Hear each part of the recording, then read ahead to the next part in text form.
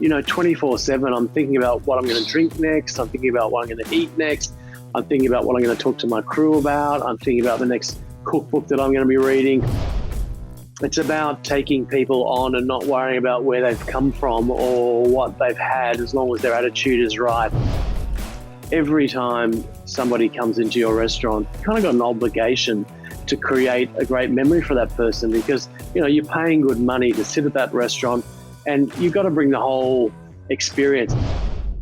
This episode is brought to you by Nail It and Scale It, the world's leading fast growth program for businesses. If you have ever wanted to grow your business faster than what you can right now, if you need to make more revenue, if you need more leads, if you need more clients, if you need to know how to plan your business in a strategic way in order to hit big goals, if you need to learn how to scale your business and grow your team and your business so that you have more freedom, then this program is for you. Imagine 3 days immersed with me where we cover all aspects of business, but we do it from an immersive but also an execution standpoint. We execute every step of the way, and we're looking at 5 key areas. We're looking at your psychology, we're looking at your marketing, your sales, your leadership, and we're looking at your planning and how we integrate these 5 key areas to grow your business and your brand quickly. So if you'd like to find out more information, kerwinray.com.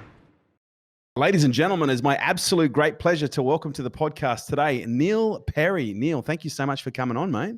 Pleasure, mate. Pleasure to be here. When the producers told me that they had nabbed you, I got to tell you, I did have a little bit of a high five to myself. I was pretty stoked. I have been a passionate consumer of your wares. I've been a customer of yours now. I think it's got to be close to 20 years. Fantastic. I started going back to Rockpool. I think it was back in 2002, 2003.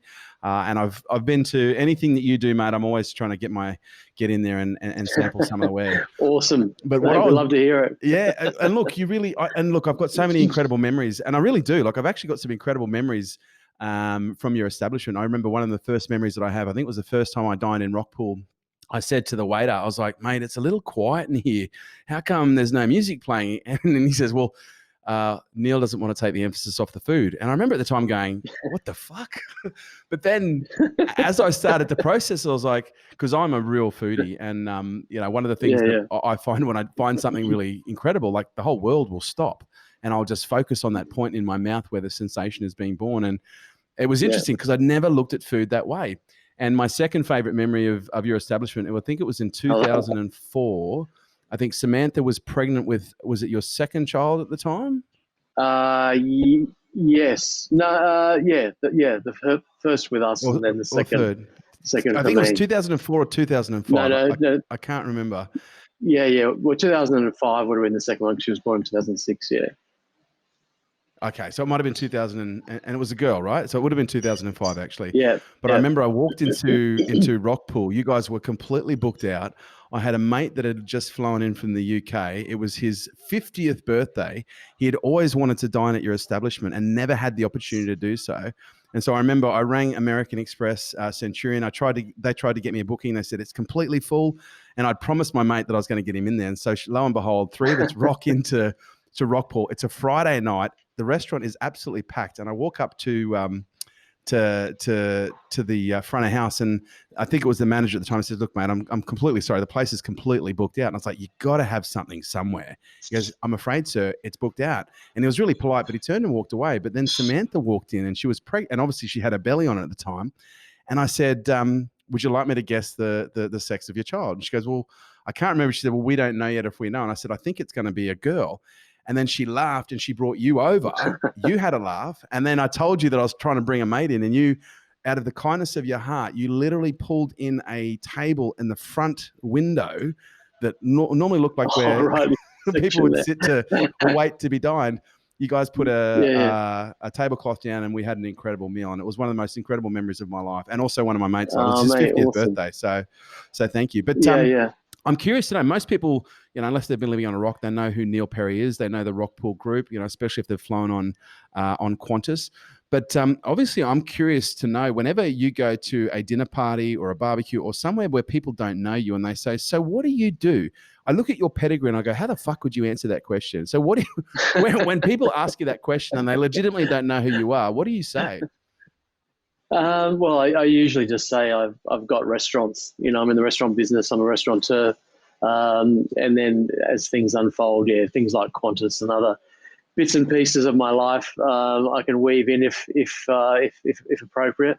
Don't try and grandstand too much. So it's really just I kind of define myself by my restaurants, my amazing staff, and all the people that have helped do exactly what you said. Our whole philosophy is to create great memories. So for you to say that you have these great memories is really, that to me says that my staff have done exactly as we envisage, as we try to do every day, which is just, wow. Every day you start again, every day you start from scratch, and it's about the memories you create that day that give you longevity. So, I'm pleased we created a couple with you. Oh, mate, and there's a lot more, especially when Rockpool Grill opened. Like that was when the game changed for me because I love grill food. But at the same time, I look at the success you've created now, and I can't help but think there's been one hell of a journey, a battle in order for you to get there, because nothing in the restaurant game comes easy. And to be able to not only create a restaurant, but to create a brand that has stood the test of time in probably one of the most volatile sectors of the economy, but also to actually own the premium space from a branding perspective. Because when most people say fast food, they think of Coca-Cola. They say soft drink. Soft drink, they think of Coke. Fast food, they think of McDonald's. But what's interesting, for people I know, when you mention premium food, your name is always right up there. And that's not an easy feat to do, from a search perspective to own that. But where did your passion for food come in? Like where did it all begin? Well, I think it all started with my father. He was a butcher, fisherman, gardener. So I really learned about seasonality, about fresh fish, being a butcher, about amazing meat and offal and all the sorts of things that kids probably didn't eat at the time, but I really enjoyed it in the 60s and 70s. And every piece of fish we ate, we caught and he caught, and then be out in the garden weekends and during the week. Depending on the season, tomatoes, zucchinis, eggplants, that sort of stuff in summer. We'd be digging up root vegetables and cabbage and different things in winter. So it really taught me about seasonality, and he was also a really good cook. So I guess I was around food. I ate really good food, and we ate very fresh food because it was either caught by him or grown by us. And that's really how I guess I started in the food business. And then really by chance, wanting to take a break from school, not going to university straight away, typical gap year sort of thing, and got a job as a waiter, just to earn some money to Where did you grow go up, traveling overseas. I grew up in Baldface Point, actually, in the southern suburbs of Sydney, and then moved to Drummoyne for the last bit of my schooling and my life as a young person. And then Mum and Dad left town. They went and lived in Port Macquarie. He retired. And I remember they said to me, "Oh, would you like to come and live with us up there?" And I thought, no way, I'm going to the country. So I started working in a restaurant front of house, and I just fell in love with the whole business. How old was that? What age was that? That was from 18, okay. And from 18 to 25, I worked front of house, so managed restaurants and bars and things. And then I've always been doing very elaborate dinner parties at home and cooking and reading cookbooks, and I sort of love that. And, I managed restaurants, so I was making a fair bit of money. So dining out, drinking great wine.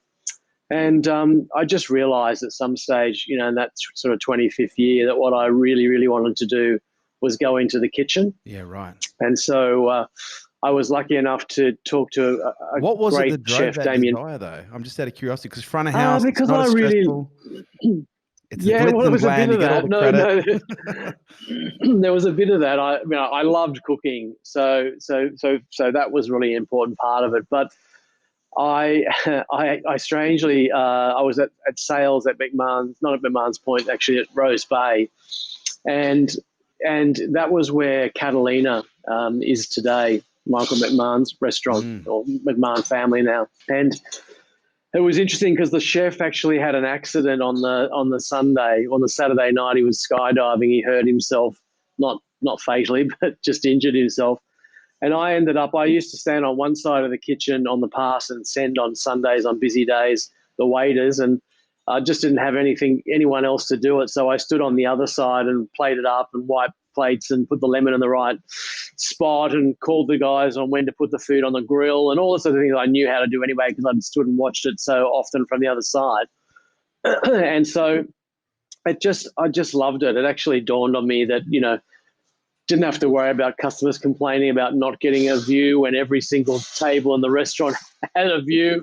There was all that sort of stuff. So I decided, because I loved cooking and I always read great cookbooks about the great chefs of France and so forth, that I would ask my dear friend Damien Pignolet, and he and Josephine used to run Claude's restaurant in Oxford Street in the early 80s, and I used to be a great customer. And so I went to see him and said, Damien, I'd really love to cook, and I think I'd like to sort of move from front to the back of house, and what should I do? So he said, look, you've got to write to the right places, so go and commit to an apprenticeship in the right restaurant. And then he said, read, and he gave me a list of books that I should be reading, half of which I had anyway. And by the time I got home, Damien called me and said, hey, we really love you to come and work here a couple of days a week. And I did. And then from that, he said, hey, we'd love you to come and work full time. And then he introduced me to Stephanie Alexander, and she said, come down to Melbourne to her restaurant, Stephanie's at the time, which was a 3-hat restaurant. Come and work. I've got a spot for 3 months before a new chef comes out of France. I'd really like you to do some stuff there. So I did. And then I came back and worked at Barrenjoey, not Barrenjoey House, at Burrell Waters at a restaurant called You and Me. A lady called Jenny Ferguson, who was an amazing chef, had that. And then I actually opened with Tony Pappas the Bayswater Brasserie, which was, very early 80s, 82. Yeah, wow. Incredible place. 350 people came for dinner the first night we opened. It was just mayhem, basically. And it was mayhem every day for months. And I worked there for about 3 months. And then I was lucky enough to get a job at a restaurant called Barrenjoey House as the executive chef. Yeah. So I really wasn't ready for it, I don't think, probably. But, I was pretty gung-ho about my talents and my skills or whatever. But, really I knew nothing compared to what I do now.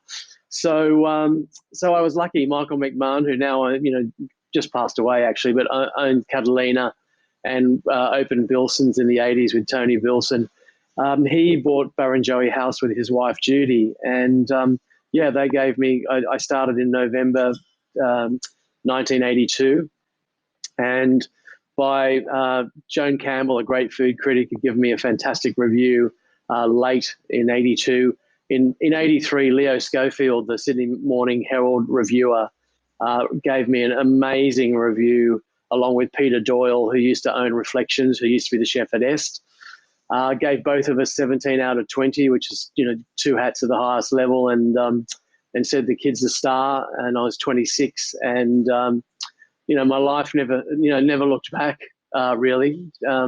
So that was incredible. And then in 1984, I went traveling to France. So it was the first time I'd kind of been overseas. And for 21 days, I ate in France with my girlfriend. We went traveling together. She was working at Barrenjoey House with me, front of house. And we went to all these amazing 3-star restaurants. First time I went to Robuchon. I went to L'Arcastrat, which was Alain Sandaran. Went to Freddy Geraudet in Switzerland, which is extraordinary. All these incredible restaurants. Spent a bucket load of money, but it was great actually, because it was 8 francs to the dollar back then, which is much better than what it is now in euro. And probably the same price. It was the same cost as going to Burrell Waters. It was the same as going to a 3-star in Paris. And we drank beautiful wine, but I ate the most fantastic food. And when I came back, on reflection, I thought 2 things. I thought there's some great food happening in Australia. And secondly, I thought, hey, these guys are in France, they're French, they're cooking amazing French food, makes perfect sense. What am I doing in Australia, cooking essentially French provincial food on the peninsula at Barrenjoey House?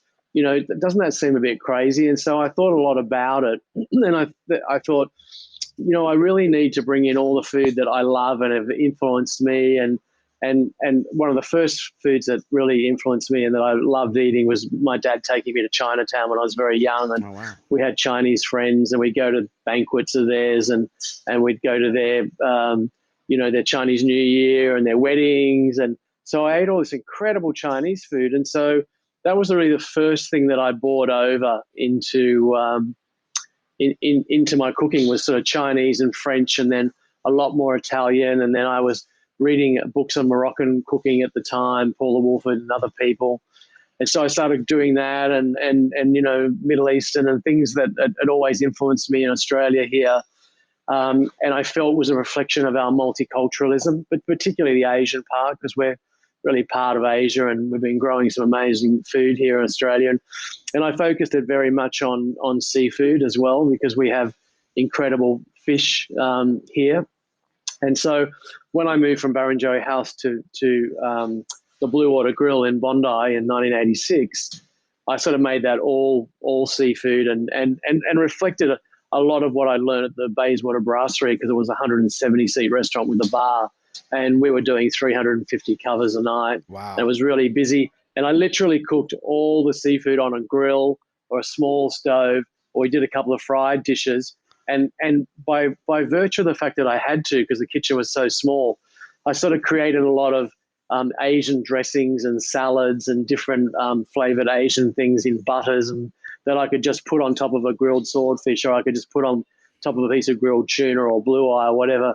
And the restaurant became very famous for kind of this Pan-Asian kind of really fresh fruit, spice-driven food that was all seafood.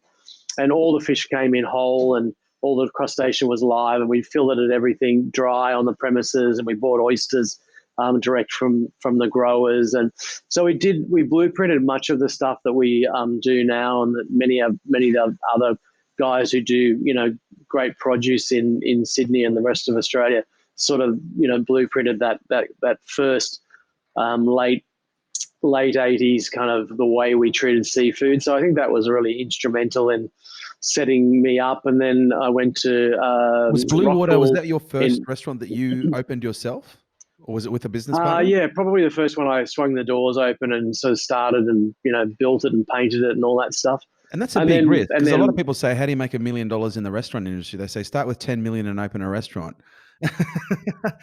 What was it that pushed you over the line? Because obviously there's a difference between running a good kitchen and running a business. It was a lot easier back then, though. Yeah, Don't forget, FBT had just come in. Superannuation wasn't in yet, which really was an impost on the employer back then, because we just couldn't pass on prices. GST, couldn't pass on prices. All these things that have happened to erode the restaurant margin. So now very difficult, then slightly easier. And it was a fantastic experience. And then I went on to open Rockpool, obviously, in 1989, and went on to win, best restaurant in Australia 5 times with Gourmet Traveller, 7 times we were best restaurant in the world, in the top, in the top 50 best restaurants in the world. Still highest finish of an Australian at 4. Tets has been in the top 10 before, but I've been 4 and 8 as well. Restaurant of the year for Good Food Guide, 3 hats for many, many years of its history. So it was really the groundbreaking restaurant that made my name. And then along with Qantas, those 3 things, Neil Perry, Qantas and Rockpool, are sort of very intertwined and still very important today. But of course, you come to the world of COVID, and all of a sudden, you have a restaurant with 0 income. You're working in the airline industry, where everyone has to get stood down because you're not traveling. So it's not the best place to be at the moment, but I'm certainly happier being really well established and having made enough money out of restaurants to be able to survive. I'd hate to be in the middle of growing a small group at the moment, because the wheels of cash flow stopping dead on you. Pretty much all these small businesses are most likely trading, insolvently or very close to the wind. And the issue is, when we open, we're going to have that situation where JobKeeper will keep a few of these guys afloat for a little while as a subsidy. But as long as restrictions are in on how many people we can seat, it's going to be very difficult, because at capacity, it's hard to make money out of restaurants. But landlords aren't going to give us breaks forever. Some of our landlords aren't giving us any breaks at all. So, it's going to depend on how all those balls are in the air. So I expect to see a lot of restaurants not open, and then I expect to see a lot of restaurants that open close after JobKeeper goes away. You seem to have picked your timing perfectly, because you built Rockpool. You then was Rockpool acquired as a part of an equity deal by venture capital firm? Is that right? Yeah. So I built Rockpool, and I did Rockpool Bar and Grill in Melbourne, Rockpool Yep. Bar and Grill Sydney, Perth, Spice Temple Melbourne, Sydney, Rosetta Melbourne, and then I worked on a deal with Tom Pash from UPG, Chris Hadley from Quadrant, and myself, and we got together. So I'm sort of still a shareholder in the business, but, Yep. but obviously the private equity guy is the biggest. So certainly coming into this experience, it's been a lot less stressful Yeah. than when I had guarantees on every lease, guarantees on every loan, all the sorts of things you have as a small business owner, where you're rolling the bank on it every time, you're rolling a house on it every time. So I've been in a fortunate situation now, and look, we're a decent sized group, so we've burnt a lot of money, but we've been able to survive by some really great management. Tom Pash and Michael Campbell, the CFO and the CEO, are really smart guys, and we've had to very focus and put our heads in and So what is your make plan? sure that every step is done with the right degree of focus. And we'll do the same thing as we open up. We'll open up tranches of our business, Yeah. fully open hopefully by September. Because a lot of restaurants right now, and food and beverage, they're trying to pivot hard in a whole range of different ways. Some of them are going into the delivery model. Yeah, Are you guys tough to looking make to? money. Yeah, just to do anything, I guess, and that's what a lot of Yeah, businesses yeah. in a range of areas are doing right now. What I'm curious to know is, with everything that's gone on, obviously there might be some streamlining that is going to be happening in Yeah. restaurants and locations. But are there any innovations that you guys have thought about or you're considering, whether you can talk about them or not, that you're going to be launching? Because one of the things I'm really distressed about, and I say distressed, first world problems, is there's not that many high-end food establishments that are doing delivery food. Like, I'm talking, Yeah. high-end. Are you guys considering any kind of innovation or pivot that would take the market by surprise? Yeah, we'll definitely. Some of our businesses like Saki are doing great takeaway trade in Double Bay. We're going to, when we open and get people back in the kitchen at Rockpool, we'll offer kit meals. So you cook your own Rockpool steak, but you'd have the potato gratin, a fantastic salad you could put together to start with. The sprouts or the roast pumpkin, or all the sides that you could just pop in the oven. We'd explain how to cook it, and you'd end up with a really fantastic meal. Spice Temple will probably do a combination of that and traditional takeaway. Rosetta would do things like, you boil the handmade pasta and you fold it through the sauce, mount it with the pasta water, great cheese over the top. Things like that, as well as obviously cope with the social distancing, and also not only stay within the guidelines that the government spells out with us, but make sure that our customers feel very safe. So, strong wellness policies with our staff as well as our customers. And we already have great, sanitation and hygiene. Someone rang me the other day and say, "Oh, you're not going to have side dishes anymore." I said, "Well, no, we will, but we won't have one pair of tongs that you would go and touch another person's plate with and share it. The person will have their own share cutlery piece." Just like in a Chinese restaurant after SARS and bird flu, you have the inside chopsticks, which are the ones that you eat with, and the outside chopstick, which is where you take your shared food to your own plate without touching anywhere near your mouth or anything. So a lot of people don't know that. Westerners, when they go to China, wonder why there's two sets of chopsticks. That's the reason. So, but when we closed, my biggest fear that people would be scared of glasses and crockery and cutlery and things, but I don't think that's the case. I think people want to trust the establishment, and they want to have a sense of normality, and they want to drink that great bottle of wine out of a great Riedel glass, and they want to take that fantastic 90-day aged steak, and they want to have a steak knife in their hand when they're cutting it. But and we'll also focus very strongly on catering. So, for people to be able to go, I'd love you to put a chef and a waiter at home. We'd love to do a table for 12 or a table for 10, and it's going to be a really special dinner, and we want it to be Rockpool or Spice Temple or Rosetta. So we think with a combination of kit meals, catering, and dining, we'll be able to function. and then we'll really be waiting for the time that the rains are taken off. Because as I said, whenever we've got capacity restraints in the restaurant business, it's going to be very hard, because unless our landlords take the rent down by 30-40%, however much the turnover is off, it's going to be, occupancy costs are going to be a very large part of everybody's business when normal rents come back, and JobKeeper goes away, and the banks bring back all the various repayments that they've put on hold for loans and for business and for housing mortgages and so forth. So it's going to be really interesting. But I mean, I think for us, one of the great things was, at heart, I'm a kind of nurturer, and I really care about people in the community, and I talk to my staff a lot about it. And my business partner, my former business partner, Trish Richards, and I, or she's involved with Qantas with me, we started the Rockpool Foundation in 2013 because we'd always been heavily involved in charity and community. So I sort of took to my board, this is a perfect opportunity here. Hey, we've got all of these guys who are sitting, who would love to cook, and front of house people who would love to volunteer to do a day a week and do something. We've got all this infrastructure sitting in Melbourne and Sydney, our beautiful kitchens, Rosetta here in Sydney, Rockpool in Melbourne. And we've got a charitable foundation where people can put tax deductible dollars in, and it's completely audited every year by KPMG. And so I hatched a plan to create, instead of home delivery, a meal program called Hope Delivery. Oh. And Hope Delivery by Rockpool Foundation is all about feeding our visa workers who don't have a safety net. Wow. And I've been working with Ronnie Khan to help her out with Oz Harvest, and she's, the homeless situation, they're being put up in accommodation, but they need food. They're, the youth shelters, youth is really suffering.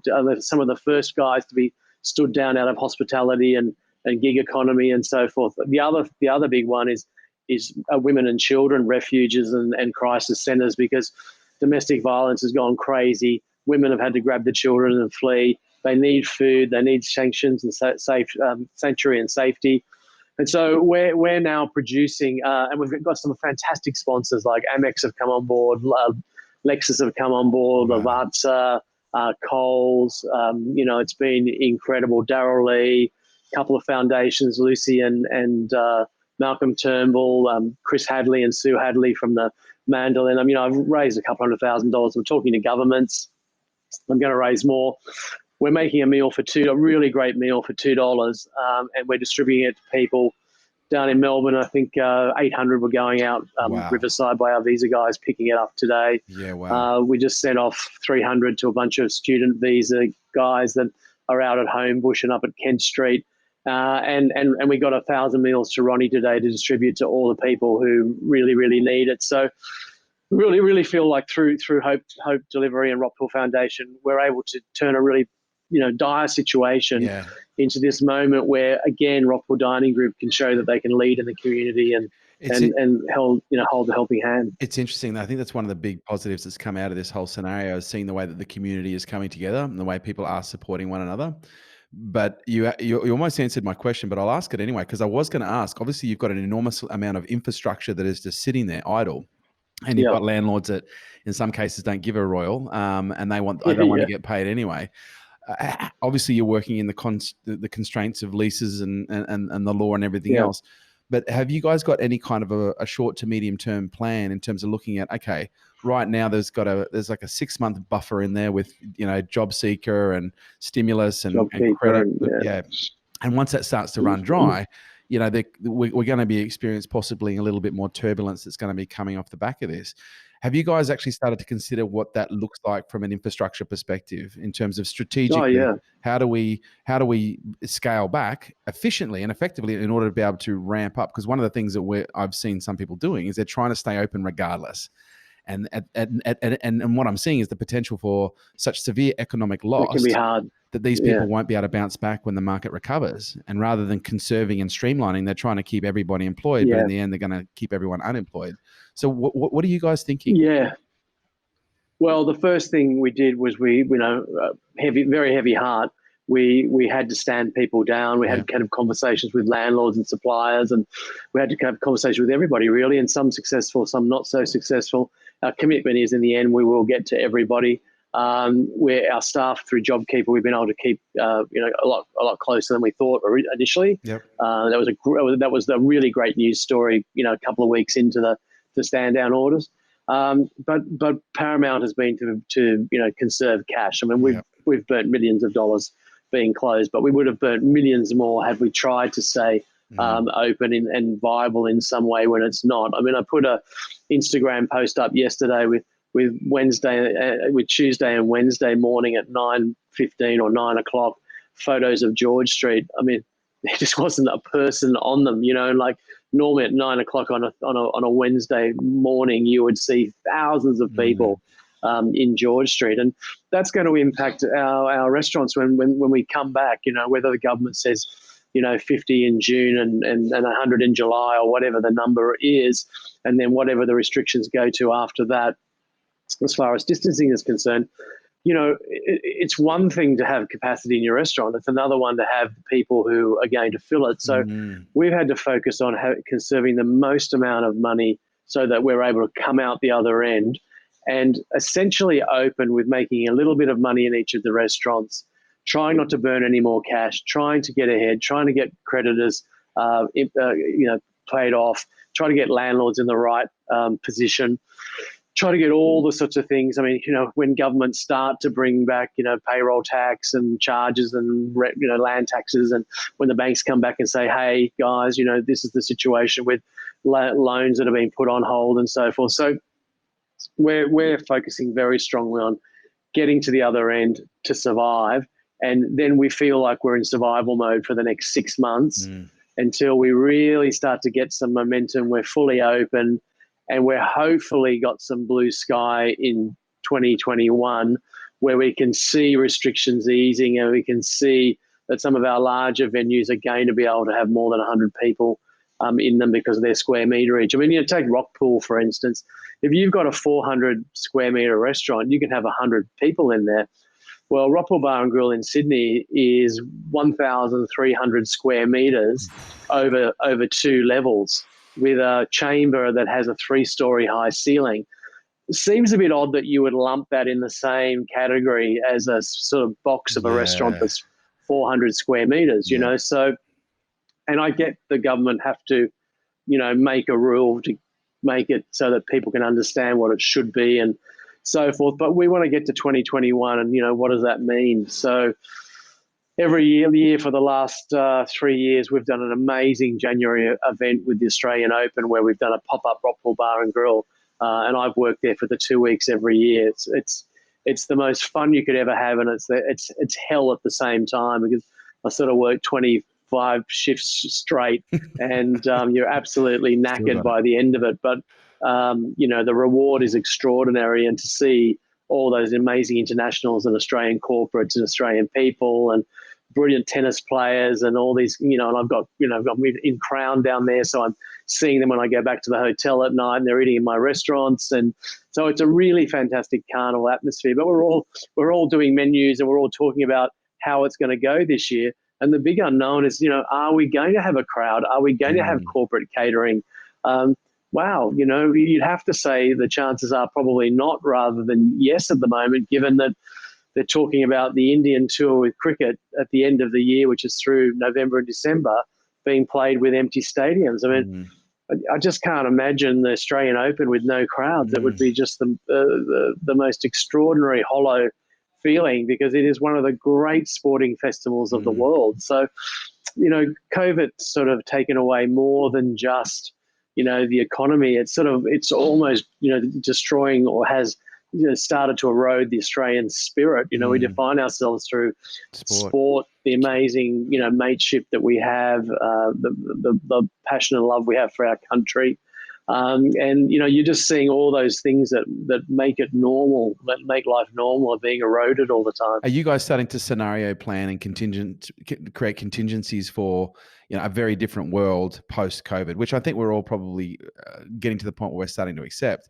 Yeah. But I'm curious to know if you guys are actually running a number of scenarios and going, okay, scenario 1 is scale back, scale up. Scenario 2 is maybe there's social implications or legal or legislation implications that are going to come in that, we Yes. need to start thinking about.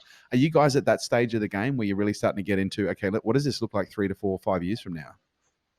Yeah. Well, probably the focus is what does it look like 6 months to 12 months from now? Because Okay. the reality is the government will, put some restrictions around us, and particularly if, say, there's another wave. Let's just say there's another wave of infections, and we're all praying like mad that doesn't happen. But let's say we get to, we've opened up a bit, we get to September, and all of a sudden, infection rates, community transfer go through the roof. I think there'd be a response to that. And even if they don't go to a full shutdown like they did because they feel they can control it now in the hospitals already, I think they'd start to legislate and put around rule changes that would feel like they were much more permanent than essentially the ones that they're currently talking about. You feel at the moment like vaccine comes out or something like that comes out, and we're going to be able to get back to normal.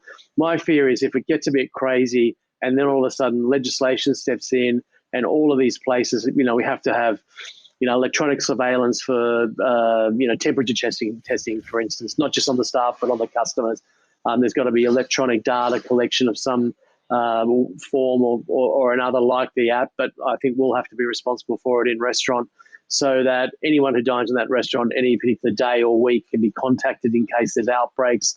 There might be legislated that we have to have, I don't know, I'm going to say bathroom attendants, for instance, or you might have all the sorts of things that, in restaurants we're always going, well, how can we get ahead out of there? Because, it's a cost. And although we want to be still premium, is there a more efficient way of doing it? What essentially all these regulations and this sort of shrinking of capacity have is that they're often sort of things that are adding more time consuming and more Cost. people or more person costs in. And so you're right, we have to take a whole lot of scenarios and say, what does that look like? And then you've got to say, well, if I have to charge more, and it's absolutely justifiable because of all the things that I've got to go through, but are people going to pay that? And is there going to be a situation where there'll be a price war between restaurants? Because there's a lot of, independent operators, and what pressure is that going to put on the supply chain? And, so there's a lot of things that we've been thinking about that as you say, budget 1, budget 2, budget 3, budget 4, and budget 5, depending on how restrictions go, and also how legislated or how much red tape goes around doing those 50 people or doing those 100 people or doing those 200 people, wherever we might get to. I mean, does Australia, ever get to the point where there's 90,000 people at the G again, watching an amazing sporting match? I mean, I just can't imagine anything that's more un-Australian than thinking about, someone playing at the MCG with no people there. It's just terrible. Is it fair to say that you guys are actually positioned really well for this scenario? It sounds like you guys are very well capitalized, but also it would appear very obvious that there's going to be not one layer, but I'm going to say 4 or 5 of the 6, maybe 7 layers of the restaurant industry that are there. They're going to be completely wiped out because most of these guys are trading day to day. As you said, some of them are trading even insolvent, especially right now. And so when we come back, there's going to be obviously a lot less selection, which means there'll be, in many respects, a lot more competition, but also a lot greater opportunity for monopolization of the industry by the people who are well capitalized, which can obviously go one or two ways. We've seen what happens in the airline industry in this country when it's monopolized. But I'm curious from your perspective, have you guys started to think acquisitions and go, well, hang on, at the same time here, there's also an opportunity? Yeah. Look, I think it's like hope delivery. It's like turning a good thing into a bad thing into a good thing. So I think we're looking at opportunities. I think the situation is we've, as I said, we've had to burn a lot of money that we would have put aside for growth, and that would normally have been going into restaurant openings now, rather than supporting restaurant closings. Yeah, right. So we'll have to get out the other side and see what momentum we can gain. We've got a couple of things here that are weighing on everybody's mind. Well, for 3 things really. There's the restrictions that come around us, that the governments form in each state and federally that regulate a business that doesn't need any more regulation. We've got so many, it's crazy. but this particularly capacity regulation, and then potentially regulation that causes us to put more man hours into doing what we now do. Then there's what are people thinking when they come back? How are people when they come out of COVID? Are they terrified of getting the disease? Or I'm starting to feel like they're probably not going to be, because we've handled it so well in Australia.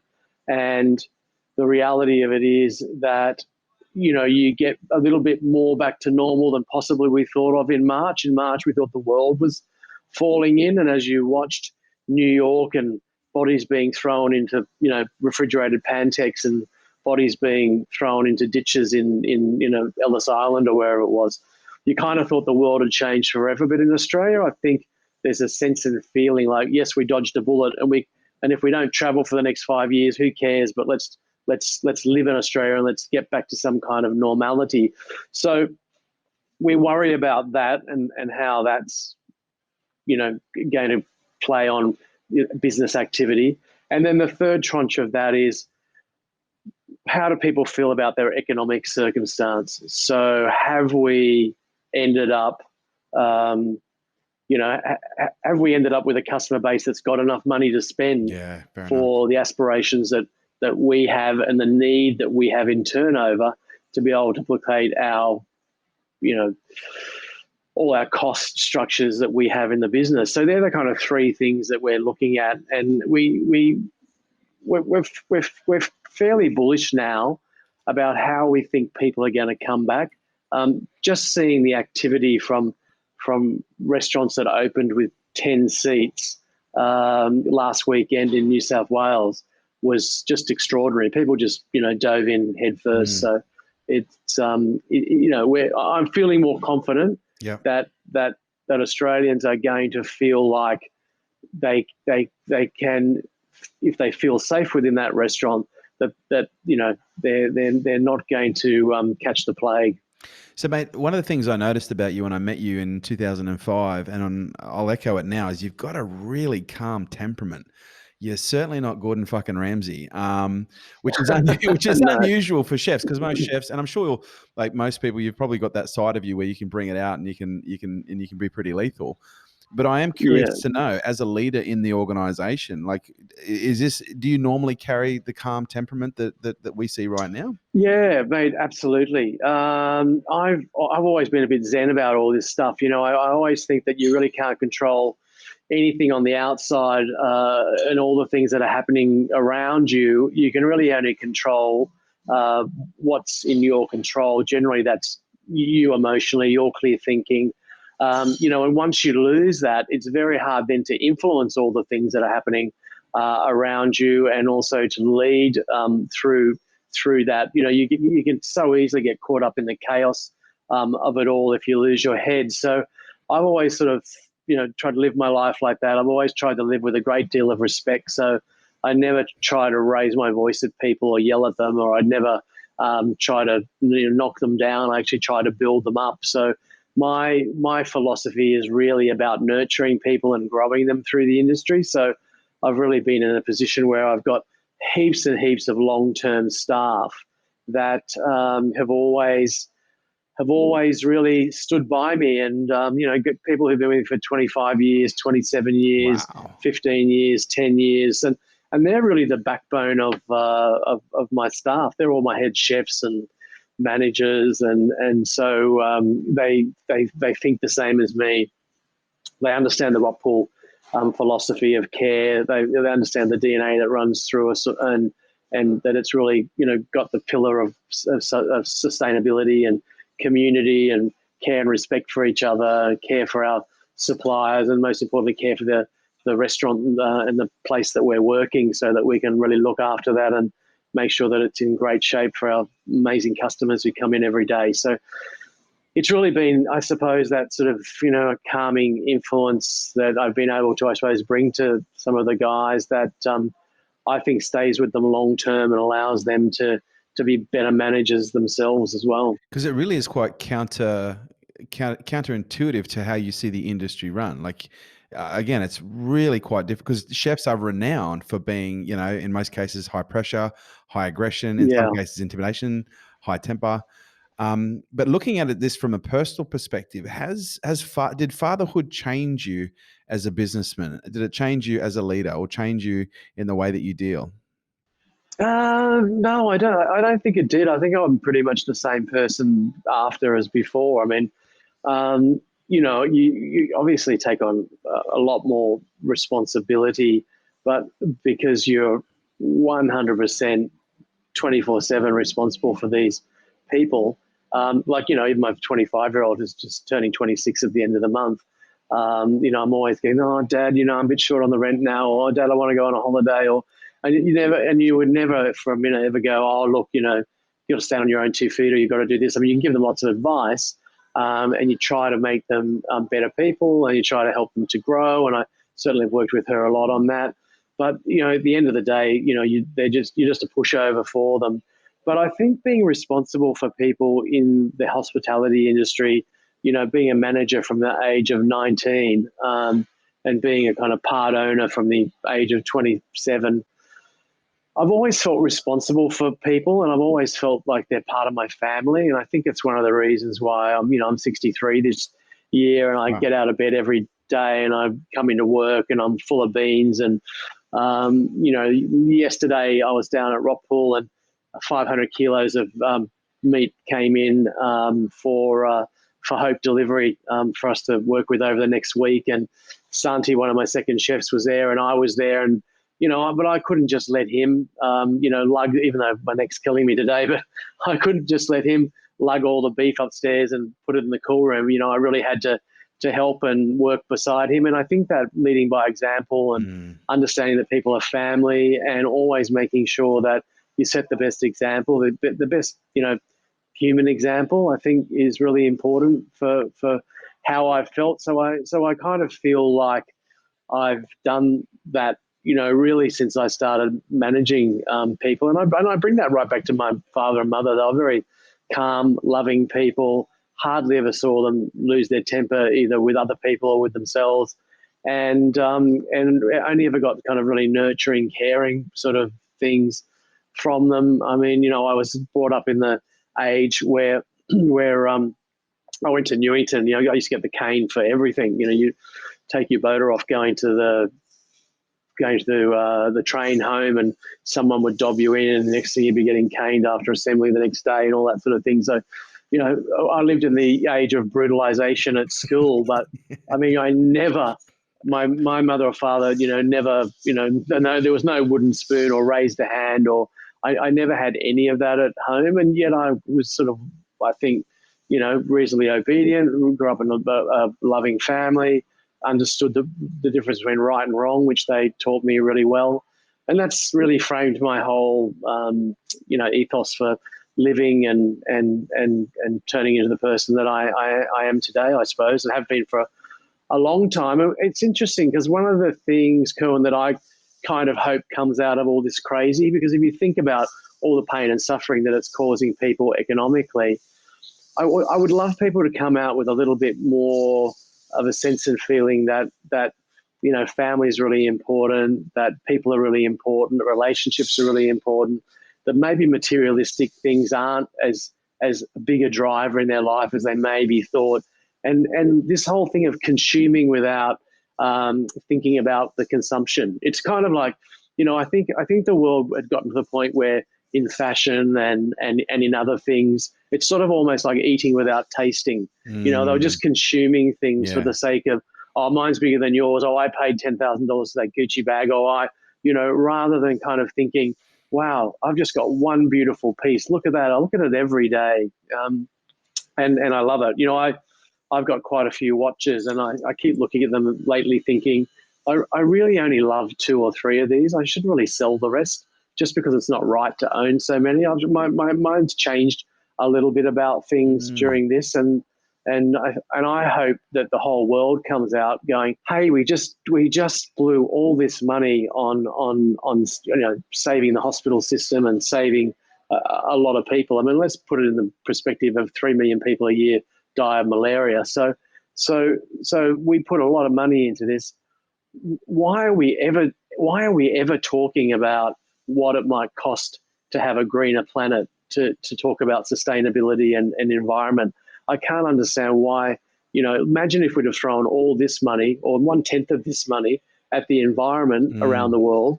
And when you think about it, not having a world to live in 70 years' time, that's going to be a lot more expensive than what coronavirus could ever cause us. I mean, if we can't grow food, if the sea's got no fish in it, if people can't live in parts of the world because it's become arid, if people can't live in parts of the world because the sea level's risen, all these things they say, we can all of a sudden, so we don't get COVID-19, we can throw an awful lot of money at it because that's now. But we can't think in 100 years' time or 70 years' time or 50 years' time and say we should be, retraining people in the coal industry because they could get jobs in other industries. I mean, that's or we should all be driving electric cars, or we should all be, planting indigenous native trees in Australia instead of pine forests. And, there are so many things that we could do which would make, more sense. So I noticed you do have a very Zen demeanor, Zen philosophy. Do you meditate? Are you into spirituality or any existential exploration? No, I don't really. I mean, I sort of try to find quiet times for myself. Maybe that's meditation? I don't know. It's more just having a moment to clear my mind, and I do that. I don't sort of approach it I suppose, a sense of regularity where I put aside a certain amount of time that during the day at a certain time of day. But I do try to sort of catch up with things where I'll just sort of zone out and have 10 minutes to myself. I actually is sort of person who I like social company. I really love the people that I love, and I love being with my staff and so forth. But I'm also very happy being, chunks of time being alone. I can just kind of chill out and watch a movie, or I can chill out and read a book, or I can chill out and work on a little program. I mean, I can sort of do stuff like, sit down and spend a couple of hours working on my Good Weekend column that I do every month, and strangely, I find that really relaxing, and playing around and making sure that I'm simplifying and thinking about how easy it is for people to cook at home and all that sort of stuff. So I kind of find lots of moments. I love eating and drinking. I love drinking beautiful wine. I love the flavor, the taste, the sensation of it on the palate. I love the history of wine. I love drinking older wines and thinking about all the things that have happened since that wine's been sitting down there, the people who made it. Wow. I love shopping and buying beautiful food and cooking it, not just in the restaurant, but at home. And I love eating in restaurants. So one of the things I'm really looking forward to is having restaurants back so that I can eat in my beautiful restaurants and my friends' beautiful restaurants. And I can't wait till I can travel around the world again and eat in my favorite restaurants around the world. So I find dining, just incredibly relaxing. And I suppose that's why I don't feel burnt out by 45 years of pretty solid work in the restaurant industry. I've probably worked 2 lifetimes, and have no disc on L5 or C6, and a lot of pain associated with that. But I think it's because I live and breathe it. 24/7. I'm thinking about what I'm going to drink next. I'm thinking about what I'm going to eat next. I'm thinking about what I'm going to talk to my crew about. I'm thinking about the next cookbook that I'm going to be reading, because I've got about 2,500 of them. I'm sort of reading food magazines. I'm looking at Instagram of food. I'm dreaming up my next trip to Tokyo, or to go visit my great mate Thomas Keller in the French Laundry in Napa Valley, or I'm kind of consumed by it, but I'm really happily consumed by it. I'm not worn down by it. I know some people get kind of worn down by their profession and they need a break from it. I think because food and wine, and I'm involved in preparing it and buying it and organizing it and selling it, and I sort of live it 24/7, and it manages to give me energy rather than to take energy away from me. It really is a part of your DNA. Is there any restaurant that you would love to eat at that you haven't eaten at? I would really love to go to Cozumel next time I'm in New York. I had a booking and the Qantas flight was late, unfortunately, and Corey and I had to cancel when we were there in 2016 when it had just opened. And fantastic female chef um, is the chef there. She's won female chef of the year in the top 50 actually, Diana, and she's DeSota, and she's a Mexican, and it's a kind of modern Mexican Ooh. restaurant. And all of my mates have eaten. They say that it's just bloody brilliant, and I just love her philosophy because it's very much like mine. It's about taking people on and not worrying about where they've come from or what they've had, as long as their attitude is right, and trying to grow them into bigger and better people through what they learn and what they do with you in the restaurant. And so her philosophy and mine very much coexist together. Have you eaten at Terra in New York by any chance? No, I haven't. I've heard about it though. Yeah, yeah, that's supposed to be fantastic. I'd Oh, love to eat there. yeah, phenomenal. Um, have you been there? I had my second date with my new partner, or third date with my new partner in New York in January. I think it was the 22nd of January at a Terra, and it was one of the most mind-boggling, mind-blowing experiences of Yeah, my life. that's sort of like a kind of Mediterranean Italian wine bar, isn't it? It's degustation, very similar Oh, to, okay. I know the one you're talking yeah. about. Yep, yep, yep. So I think it's like 12 courses. Yeah, it's awesome when you can get taken on a ride Oh, it like was that. incredible. It was, and again, it was a very spiritual experience because every time you put something in your mouth, you literally every other sense in my body shut down, and my mouth just took over, You're and it back. was absolutely incredible. Yeah, but I think food does that, and it's incredible. Like we say, we know why we do what we do, which is exactly as I said to you, to Yeah. create great memories. How we do that is through the care philosophy, because we talk a lot about, sure, we're a restaurant, bricks and mortar. We take food to people. At the end of the day, you kind of eat, you go home, you go to the bathroom, it's gone, right? The kitchen hands clean down, walk out. That's the end of the restaurant. We've got to recreate that tomorrow. It's not like making a record or writing a book, Mm. or doesn't live on and on. So I think that's really strong focus on every time somebody comes into your restaurant, you not only have an opportunity and a responsibility, but you kind of got an obligation to create a great memory for that person, because you're paying good money to sit at that restaurant, and you've got to bring the whole experience. It's got to be great food. It's got to be fantastic wine. It's got to be beautiful atmosphere. You got to play your part, because you got to come with the right attitude as a guest, and Mm. you've got to engage with your company, whether that's the two of you, like you and your partner when you went there for your first or second date, and that becomes a really special experience. But everyone, if everyone plays their part in that, it is one of the most wonderful social experiences ever, being in a restaurant. I think that's why I'm so engaged in it. Is so many people get so much joy out of it, Mm. and we as restaurateurs and our amazing staff, we're really nurturers. So for us, we get as much joy out of seeing that as we do out of when we get a chance to sit there and do it ourselves. Now, mate, out of respect, final question: best piece of advice you've ever received or give? It would have to be no, it would have to be look, every mistake, study the shit out of it, because you learn 10 times as much from a mistake as you do from any triumph. So every time you get a kick in the guts, every time you make a mistake, was it the wrong position? What was the demographic I was after? What was I thinking? What were all the contributing factors to the demise of that experience, whether that be a restaurant opening or whatever it might be, because you really have the opportunity to learn so much from that, to know that you would never do that again like that, or you would change the way you did that slightly and it would be much more engaging, whatever it might be, because it's too easy to have great successes and not really think about it because you're sort of bathing in the glory. So Mm. it's important when you've got that kick in the guts and you're really hurting, that you just sort of delve right into what caused that pain.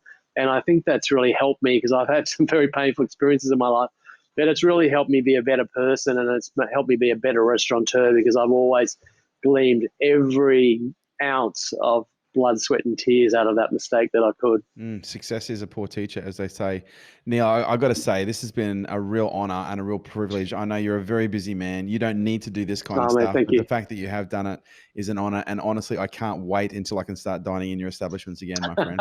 Can't wait to see you there, Kerwin. It's going to be awesome, mate. It is, mate. Until then, you stay safe, okay? Fantastic. And for those of you who would like to, be exposed, if you haven't been exposed to the Rockpool Group, you've got Rockpool you've got Rockpool Bar and Grill in Sydney, Melbourne, Perth. Perth. Yep. Spice Temple, Sydney, Melbourne, and Rosetta, Sydney, and Melbourne. Hey, if I could give just one shout out, Please. Just if anyone wanted to go to my website, the foundation website, which is www.rockpoolfoundation.com. There is a donating page, and if you give $2, we send a meal. If you want to give $1,000, we'll send $500. But we're raising some amazing money. But we are doing such beautiful things for people. Wow.